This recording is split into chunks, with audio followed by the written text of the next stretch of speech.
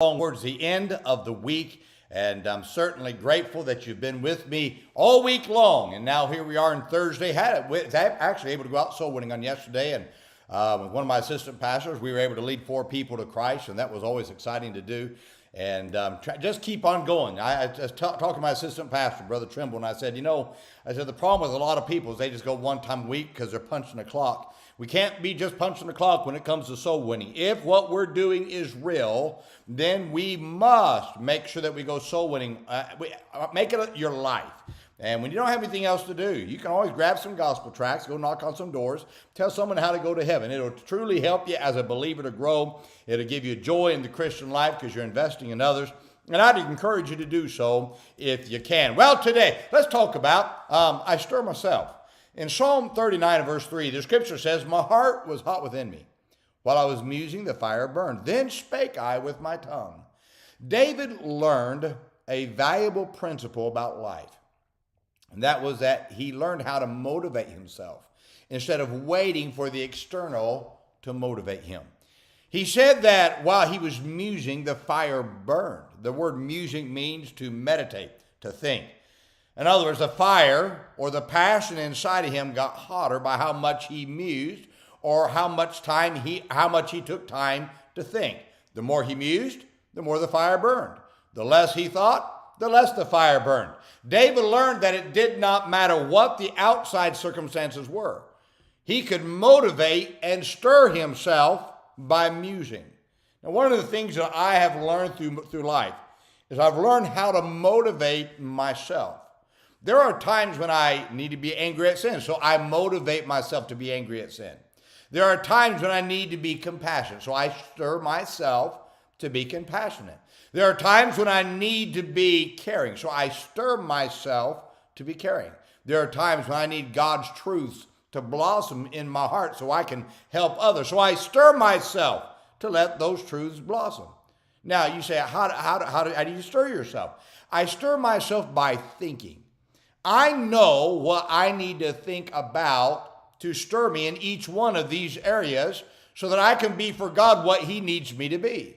I think about it and it stirs me. Now, the more I think about it, the more passionate I become about what I'm thinking. Now, people say, well, I'm just not a loving person. No, you're not a thinking person.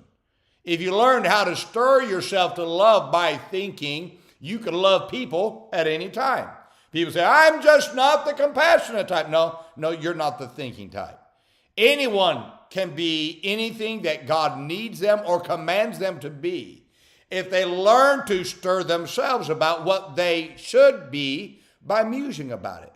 It's easy for me to be compassionate for the souls of men when I spend time thinking about people burning in hell. The more I think about it, the more passionate I become about reaching the souls of mankind. Now, it's easy for me to hate sin and not the sinner when I think about what sin has done to those that I love. And it stirs me to hate sin. You see, the key to being passionate about serving God all the time is not to wait for the external to stir you, but to think yourself to be passionate for God by musing. Now, you will not muse if you don't spend time alone. One reason many never stir themselves is because they don't like being alone. And when you're alone, you can spend time to think. All of my books that are written were composed while I was alone thinking. The sermons I preach are put together while I'm alone. If you must always be with people, you will never be a person who muses. And if you never muse, the fire for God will never burn inside your heart. You see, you will not muse if you don't learn to shut down the noise from the outside world. Too many people need noise all the time just to function. And the noise is what keeps them from thinking. You cannot think if your television's on all the time. You cannot think if you're playing music all the time. Always needing a noise to be in the background is what keeps most from spending time musing or thinking, which keeps them from having a passion for God. Having a burning passion for God and the things that he wants us to be, it's accomplished by stirring yourself through musing. If you need the external to stir you, you will always be dependent on the external to be passionate for God.